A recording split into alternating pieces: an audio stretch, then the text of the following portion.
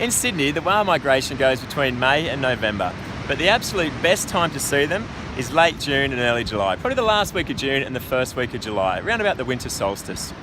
And what time of day is the best time to see them? Well, they're always swimming past night and day, but the best time, in the morning, sometimes their blow or their spout is backlit, makes them easy to see, or late morning, early afternoon when the sun's a bit higher in the sky and there's less glare. During May, June and July, the whales are heading north from Antarctica and they're heading to warmer waters in tropical North Queensland. That's so during the month of approximately August, they're sticking around the breeding grounds of far North Queensland.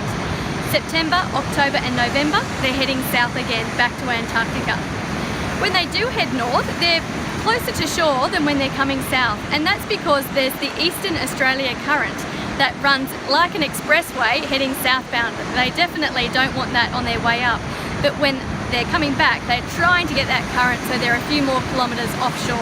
That's except for the mums and bubs, who sometimes are a little bit closer to shore if they're concerned about any predators in that Eastern Australia Current.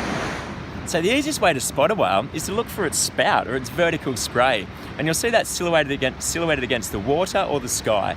Another way to see them, if you see a big splash, you probably just missed a breach, or on a day like today, when there's no whitecaps, pretty much any disturbance in the water that's not a boat is going to be a whale. So just look for the whitecaps and choose your days. If it's a really windy day, they're much harder to spot, but on a day like today, you'll see them coming for miles. The best place in Sydney to see whales are the places that are nice and high, so they've got a good elevation and they stick out east into the ocean.